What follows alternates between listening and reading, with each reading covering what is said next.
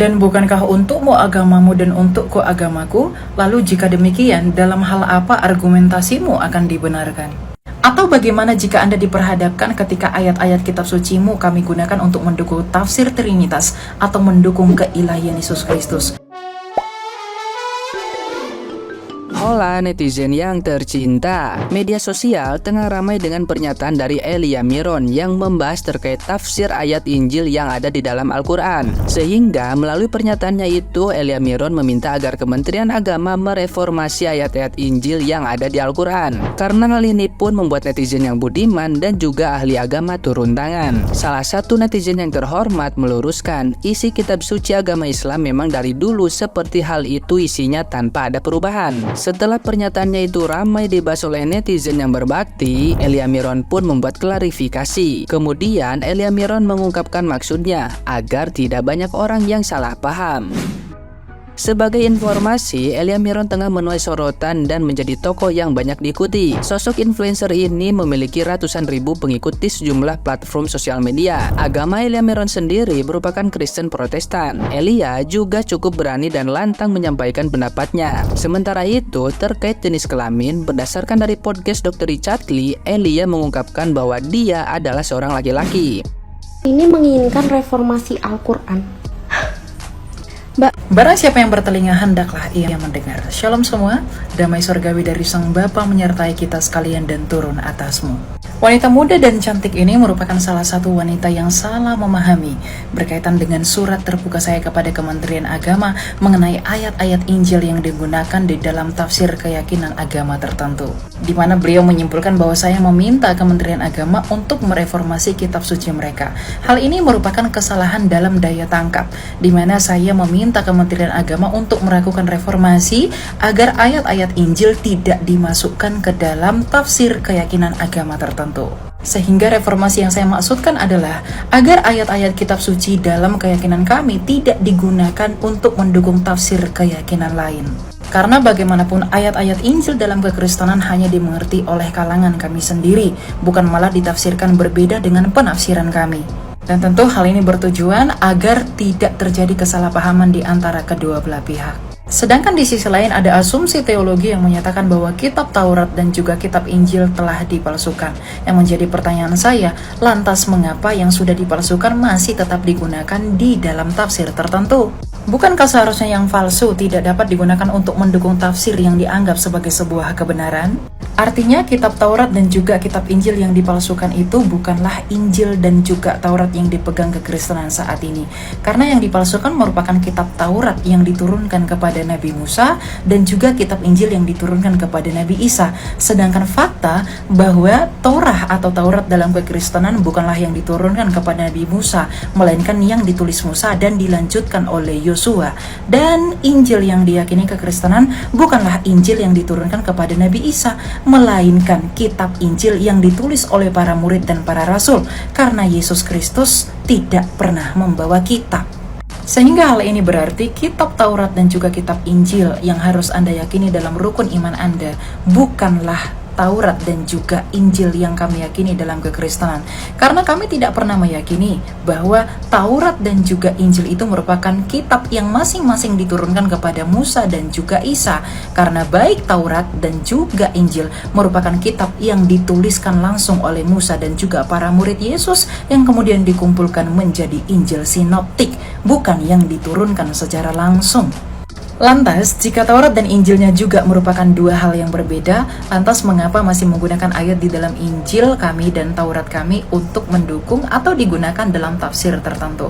Dan bukankah untukmu agamamu dan untukku agamaku? Lalu jika demikian, dalam hal apa argumentasimu akan dibenarkan? Atau bagaimana jika Anda diperhadapkan ketika ayat-ayat kitab sucimu kami gunakan untuk mendukung tafsir Trinitas atau mendukung keilahian Yesus Kristus? Bukankah kamu tidak sepakat dengan tindakan tersebut? Lalu mengapa hal tersebut tidak berlaku dalam sikap kami? Oleh karena itu, surat terbuka yang saya tujukan tidak lain hanya bertujuan untuk menciptakan kekondusifan di antara kita untuk tidak saling memperdebatkan. Karena bagaimanapun Injil dan Taurat yang kalian yakini bukanlah Injil dan Taurat yang kami pegang saat ini. Karena Injil dan Taurat yang kalian yakini adalah Injil yang diturunkan kepada Nabi Isa dan Taurat yang diturunkan kepada Musa. Sedangkan Injil dan Taurat yang kami yakini adalah Injil yang dituliskan oleh para murid dan para rasul Yesus Kristus dan Taurat yang dituliskan oleh Musa dan juga Yosua. Inilah perbedaan kita, dan saya selalu menekankan perbedaan agar selalu saling memahami di dalam kerukunan umat beragama. Tuhan memberkati dan damai dari Sang Raja menyertai kamu sekalian. Salam Kristus Raja. Nah, gimana nih menurut netizen yang maha benar? Silahkan berkomentar ya.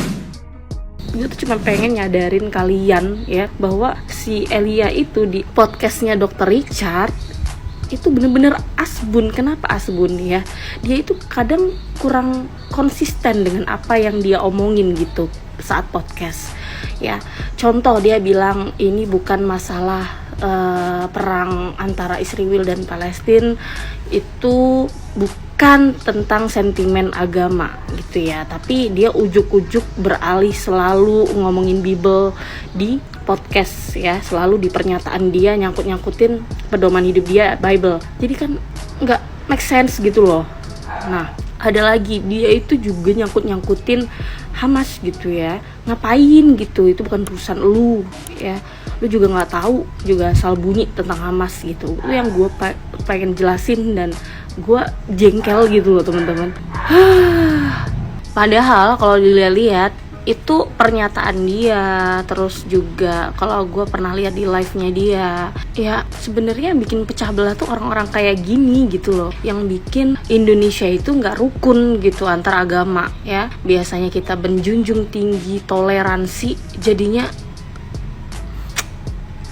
gue tuh ya, tetangga gue non, diapit gue di tengah-tengah muslim sendiri, kanan kiri gue non, dan gue juga ada di luar kota ya, juga sama, kanan kiri depan gue juga non, gue di Manado ya, itu bener-bener sangat toleransi sekali gitu loh. Nah, orang-orang macam Elia ini yang bikin situasi jadi nggak bagus gitu, situasi jadi panas ya. Kalau teman-teman Kristiani meyakini bahwasannya Yesus itu adalah bukan Isa, kami hargai.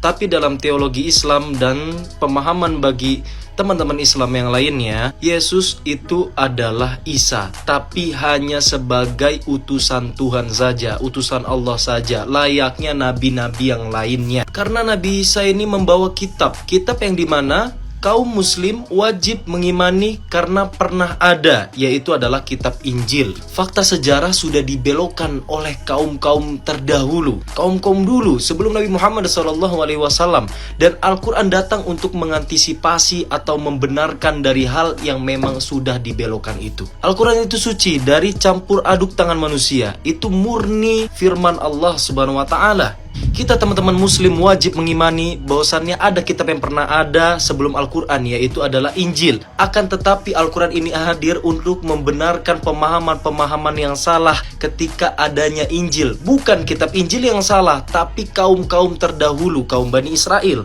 Kaum Bani Israel, ahli-ahli kitab terdahulu itu membelokkan fakta sebenarnya. Ini sudah tercantum dalam ayat Al-Quran di dalam surat An-Nisa ayat 171. Ya ahlal kitab لا تغلوا في دينكم ولا تقولوا على الله إلا الحق إنما المسيح عيسى بن مريم رسول الله وكلمته ألقاها إلى مريم وروح منه فآمنوا بالله ورسله ولا تقولوا ثلاثة انتهوا خيرا لكم إنما الله إله واحد سبحانه أن يكون له ولد له ما في السماوات وما في الأرض وكفى بالله وكيلا. Tertipu daya dengan Yudas Iskariot yang dimana menggantikan posisi Nabi Isa alaihissalam ketika ingin disalibkan. Al-Quran juga itu hadir untuk menyatakan itu, untuk membenarkan fakta yang ada. Data histori bagi kami kaum muslim, kaum yang beragama Islam, itu adalah Al-Quran sendiri, yang dimana dijaga kesuciannya, kesucian ayatnya itu dijaga, tidak pernah tergantikan, tidak pernah direvisi. Al-Quran dijaga kesuciannya sejak terdahulu. Meta histori bisa tergantikan oleh tangan pandangan jahat manusia, tapi kalau Al-Quran itu dengan validasi yang nyata. Data historis ini menunjukkan kedangkalan pikiran manusia. Karena kenapa? Tidak ada kuasa mutlak Allah. Kuasa mutlak Tuhan, kemutlakan Tuhan itu tidak ditunjukkan. Jadi agak sedikit kaku, makanya itu ya bakal terbentur. Terbentur dengan zat Tuhan yang menunjuki keagungannya. Al-Quran dijaga kesuciannya, akan tetapi kalau historis sejarah itu bisa direvisi kapan saja. Barakallahu fikum, wallahu a'lam bishawab. Kelahiran Yesus di Migdal Eder adalah sebuah fakta historis. Pertanyaan saya, dasar apa yang membuat Elia begitu berani mengatakan bahwa Yesus itu lahir di Migdal Eder di kandang domba adalah sebuah fakta historis? Apa karena Origen yang berkata seperti itu? Pertanyaan saya, apakah Origen menjadi saksi mata ketika melihat Yesus di kandang domba lahir lalu dia menceritakan bahwa saya yang melihatnya? Atau informan dari Origen sendiri adalah orang-orang yang betul-betul bisa terverifikasi sebagai sumber otentik, sebagai sumber yang memiliki otoritas menceritakan kelahiran Yesus? Pertanyaannya, metode apa yang digunakan oleh Origen menentukan bahwa Yesus benar-benar lahir di kandang domba, padahal dalam kitab Bible sendiri tidak kita temukan kandang domba, melainkan orang-orang Kristen percaya bahwa Yesus lahir di kandang domba dikarenakan ada penafsiran dari kata palungan. Tidak ada kata kandang domba dalam Bible sendiri. Lalu bagaimana mungkin Elia dan teman-teman Kristen mengatakan bahwa Yesus lahir di kandang domba adalah fakta historis hanya karena Origen yang menyatakannya? Pertanyaan saya, apakah ketika ahli sejarawan dari Kristen mengatakan Yesus bangkit itu sebagai fakta historis, kemudian tolong definisikan kepada saya, apa itu fakta historis? Apa itu asumsi teologi? Apa itu klaim teologis? Parameter fakta historis itu seperti apa? Bagaimanakah kita bisa menentukan bahwa klaim teologis kekristenan tentang kebangkitan Yesus itu menjadi fakta teologis, atau klaim kelahiran Yesus di Migdal Eder di kandang domba itu menjadi fakta historis?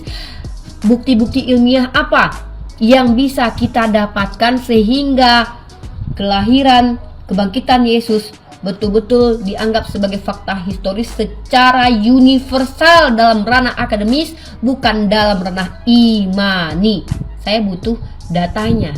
Saya butuh sumber informasi, metodologi, pendekatan apa yang digunakan oleh orang Kristen menentukan bahwa pernyataan Origen itu benar. Itu yang kita butuhkan, bukan klaim teologisnya. Ya, saya tunggu teman-teman Kristen yang bisa menjelaskan kepada saya bagaimana cara Origen menentukan bahwa Yesus lahir di Migdal Eder. Orang Kristen menafsirkan bahwa Yesus lahir di Migdal Eder di kandang domba, sementara tidak ada kandang domba dalam kitab Bible kalian. Kalau asumsi dan tafsiran, ya kembali lagi seperti Elia katakan, itu hak masing-masing. Silakan imani saja, tapi jangan mengklaim dong bahwa ini adalah fakta historis. Geli kita dengernya,